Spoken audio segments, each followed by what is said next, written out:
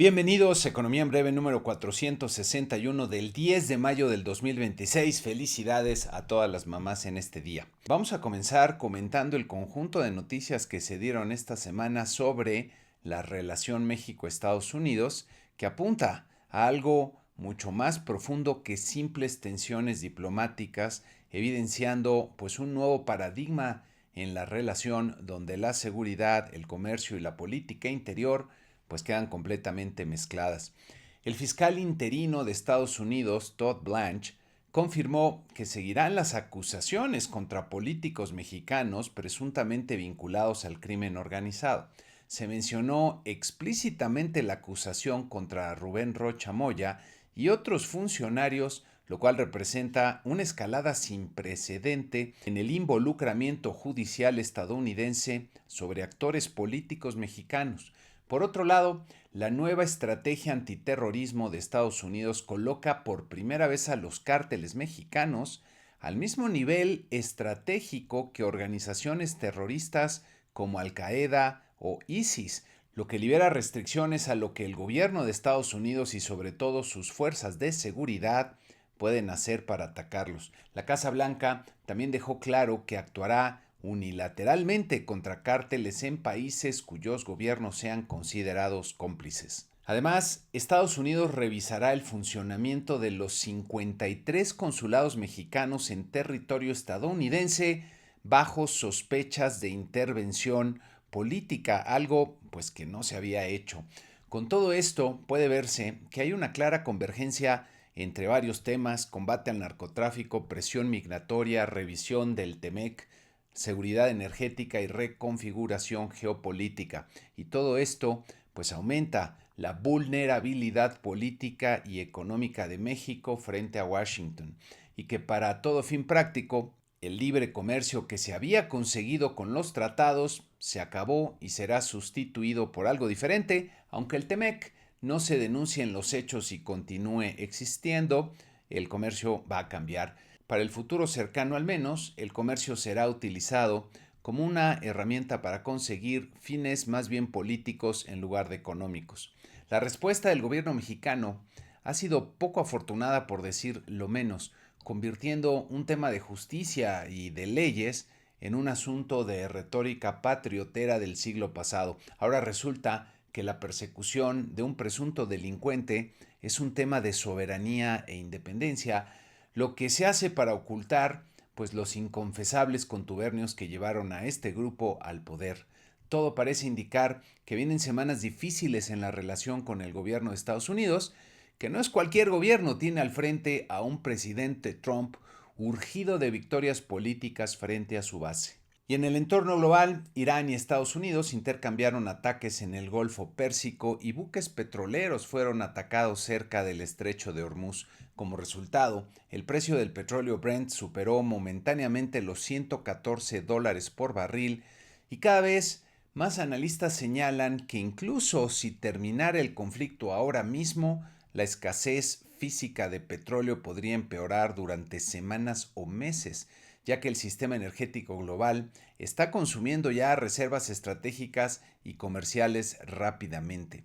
En este entorno, pues los mercados parecen estar viendo una realidad diferente, ya que, como vemos en nuestra tabla semanal esta semana, nuestro promedio de 10 índices registró una ganancia de 1.3%. Prevalecieron las ganancias entre los 10 principales índices, como ven aquí en la tabla, y nuevamente pareciera ser que los mercados pues quieren ver que el conflicto está cerca de terminar y que con ello se terminarían todas las disrupciones sin tener más efectos sobre las cadenas de suministro y sobre la economía mundial.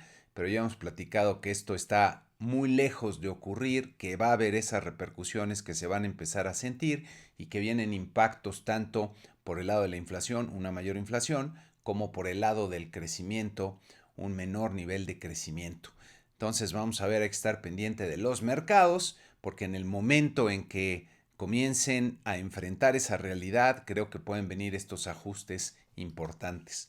La Bolsa Mexicana de Valores en la semana pues tuvo una ganancia muy importante después de un par de semanas y en general un mes muy malo en abril de pérdidas. En esta semana ganó 2.9%, como pueden ver aquí, y terminó en los 69.856 puntos. Y nuestro tipo de cambio se apreció durante la semana, regresó a niveles más cercanos a los 17 pesos. Como pueden ver aquí, terminó la semana en 17.18 pesos por dólar. Pasando a los datos, indicadores y eventos económicos de México, esta semana Banco de México a principios de la semana dio a conocer los resultados de la encuesta de expectativas que levanta mes a mes entre los analistas del sector privado y que pueden ver aquí en este cuadro resumen del mes de abril. Pues varias cosas a notar: se debilita un poco la perspectiva de crecimiento de 1.44% para este año en la encuesta de marzo, pasa a 1.35% en la de abril.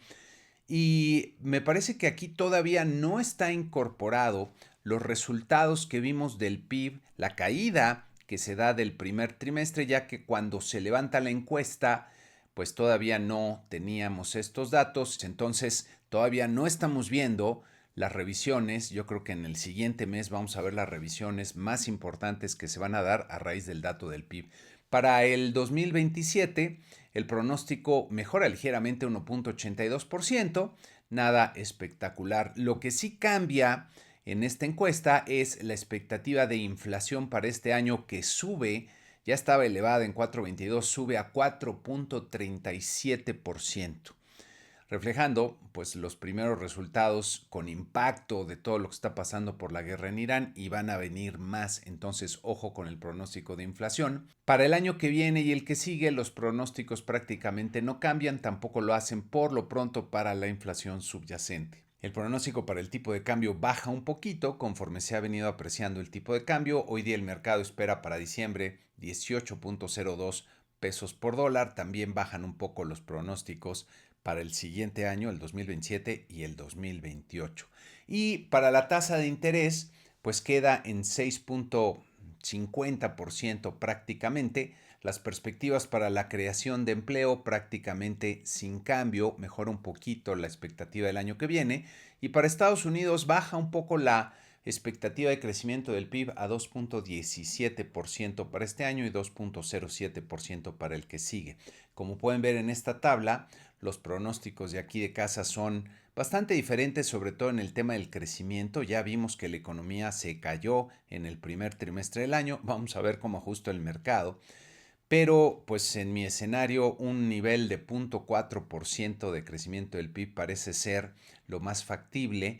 Y ojo, porque ya sea mi escenario, que es más severo que lo que contempla el mercado, o inclusive lo que está viendo el mercado, pues quiere decir que va a ser un año malo en términos de actividad económica. Mientras estemos por debajo del 2%, quiere decir que la economía está por debajo del potencial, y eso es un entorno pues complicado para las empresas y para las personas.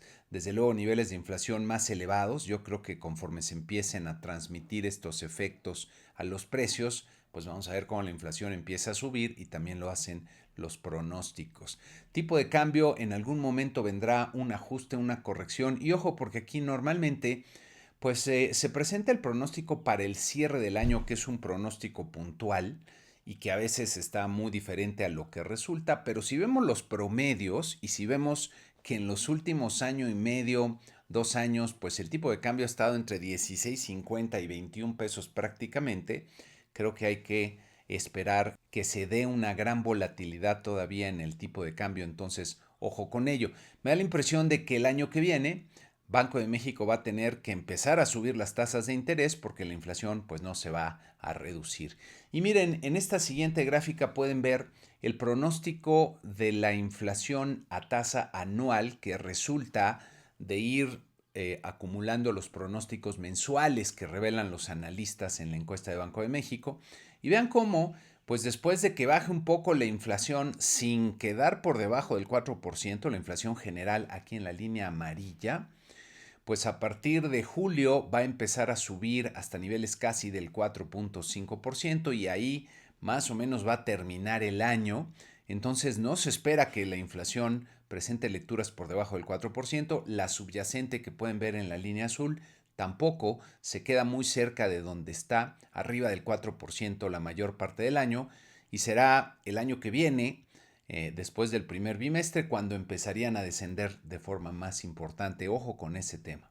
En la semana salen también las cifras de las remesas que mandan los trabajadores a sus familias en México. Con buenas noticias, el monto total que ven aquí en dólares sumó 5.4 miles de millones de dólares, un buen nivel que queda por arriba de lo que habíamos visto en el mismo mes de años anteriores, y pues esto es una buena noticia. Si vemos el número de envíos, aquí todavía, a pesar de que hay un repunte respecto a los 2 meses anteriores, vean cómo queda por debajo de lo que habíamos visto en los 3 años anteriores, en el mes de marzo. Entonces aquí todavía se percibe quizá esta inquietud de los paisanos por no ir lo suficiente, no ir el mismo número de veces a enviar estas remesas. Y en contra, lo que ha subido fuertemente es el monto promedio de la remesa, alcanzando casi un nuevo máximo, $417 por envío. Entonces están yendo menos veces y a enviar más dinero. Creo que es buena noticia que hayan enviado en promedio más dinero, lo cual quiere decir que pues no están pasándola tan mal los trabajadores mexicanos en Estados Unidos. Para los hogares en México, lo relevante es el dinero que reciben ya en pesos, y es lo que podemos ver en esta gráfica, con un buen repunte respecto a los meses anteriores, 7,413 pesos promedio por remesa. Todavía no está en los niveles que tenían pues hace más o menos año, año y medio, o en los que tenían después del 2021-2022, pero ya no es un nivel tan malo como los últimos meses. Entonces, buenas noticias en las remesas. Salen también las cifras de consumo privado del mercado interior, que pueden ver en esta gráfica, con una caída bien importante de 0.5%. Es el mes de febrero, ya se suma a una caída también que vimos en el mes de enero.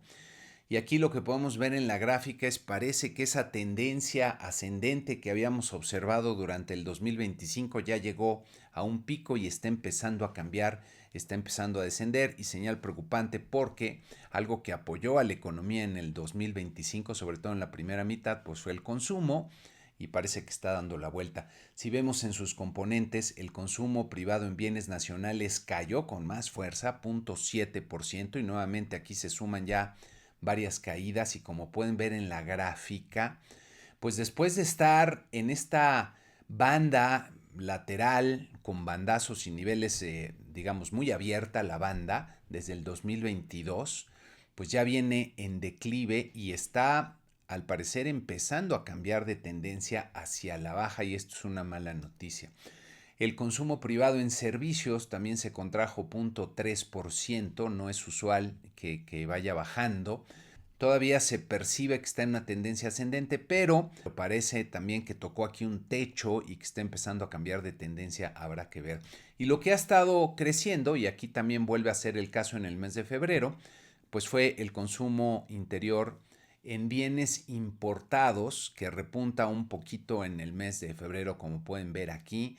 Vamos a ver cómo cambia este componente, ya que pues ha estado marcando estos vaivenes en los últimos meses. El tipo de cambio está muy apreciado, muy fuerte. Esto podría darle algo de gasolina al consumo en bienes importados, y ya veremos cómo se comporta.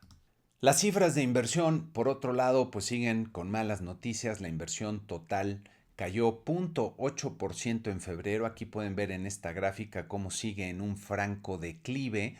Tuvo ahí un ligero rebotito en los meses anteriores, ya está otra vez en esta tendencia marcada de baja.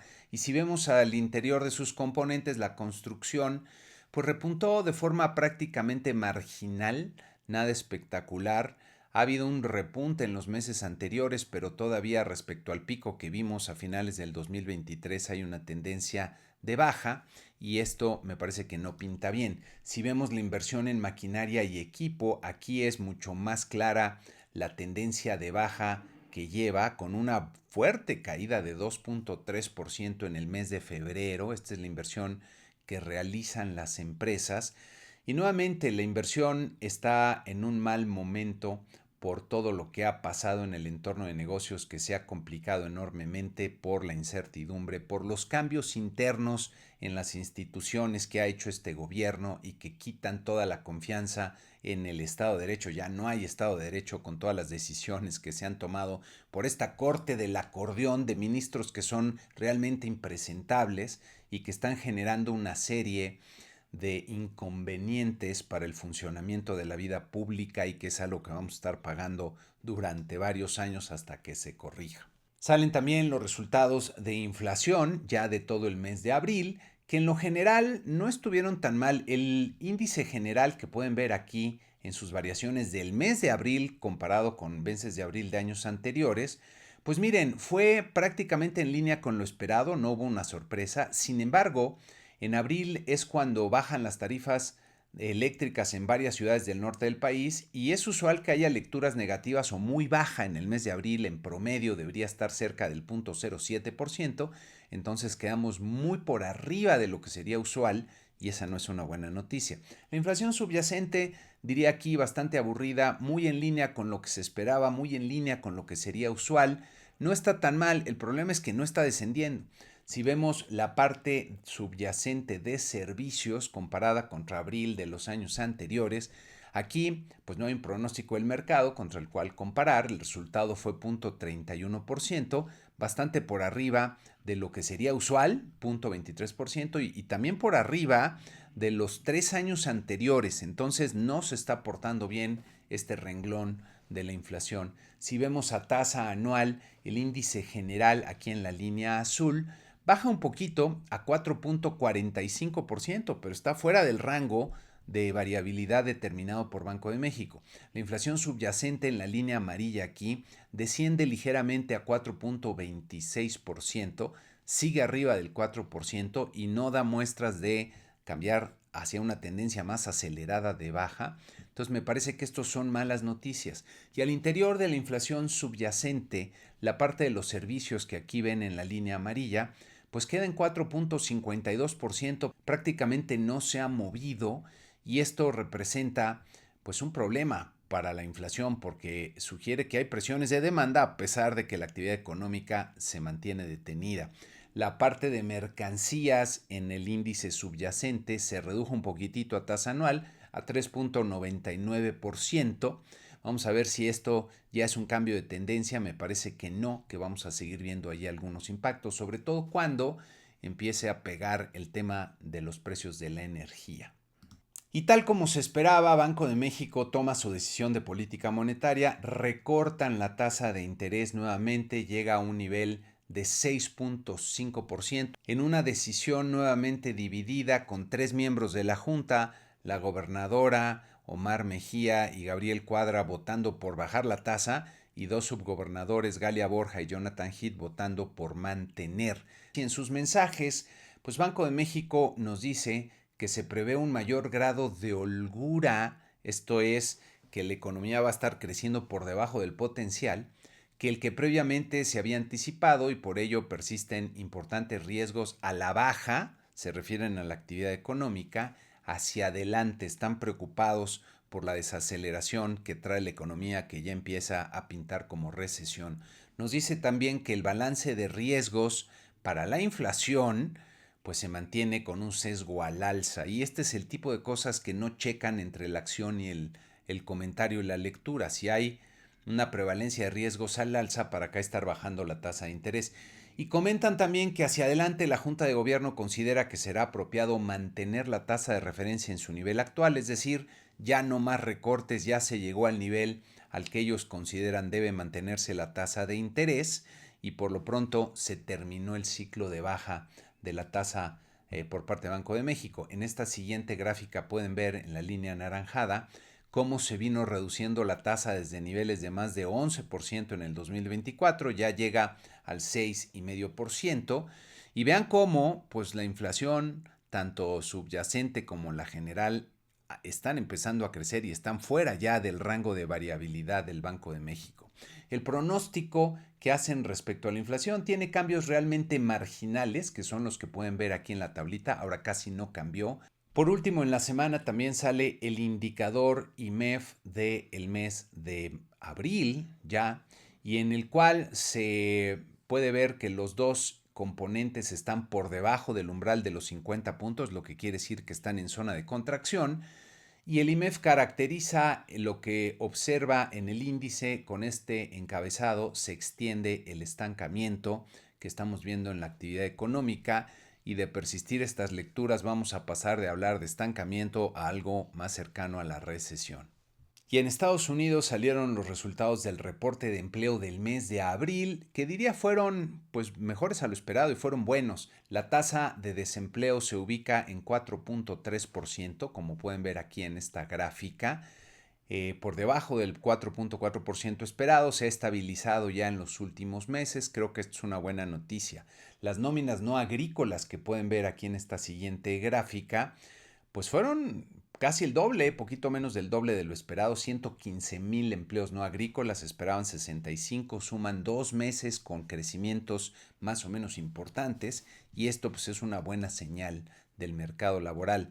Las remuneraciones medias por hora, también un buen resultado, casi la mitad de lo que se esperaba, crece en 0.16%, es un crecimiento bastante modesto, sobre todo si lo comparamos contra los meses de abril del 2024, 23 y 22. Entonces esto fue una buena noticia. A tasa anual repuntan ligeramente a 3.6%, todavía están en niveles incómodos, pero pues si se mantienen estos resultados mensuales, esta tasa anual va a empezar a descender. Entonces me parece que fue una buena noticia.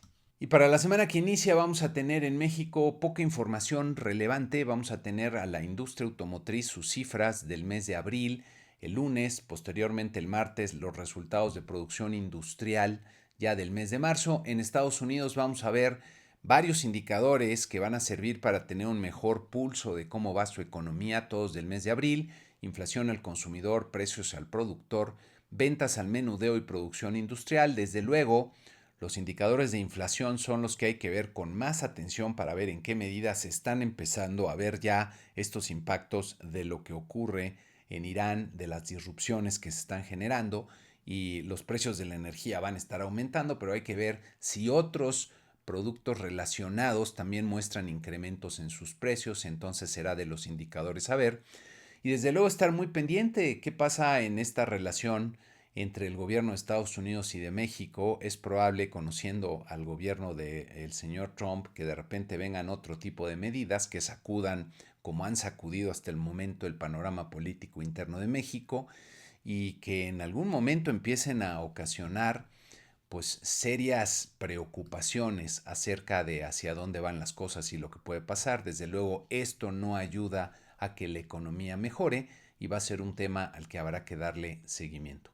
Por cierto, un anuncio parroquial para todos los suscriptores generosos. Ya tenemos, ahora sí salió bien la grabación del webinar, ya la voy a subir, disponible para aquellos suscriptores que tengan la versión generosa, ahora llamado directiva. Los que quieran, pues bueno, les estaremos enviando la grabación a todos los suscriptores en estas modalidades. Los que no tengan esta modalidad y quieran ver el webinar, ahorita que todavía es útil, mándenos un correo para que les demos un precio especial a los que sean suscriptores. Y con esto terminamos este programa número 461 de Economía en Breve. Muchas gracias y que tengan una excelente semana.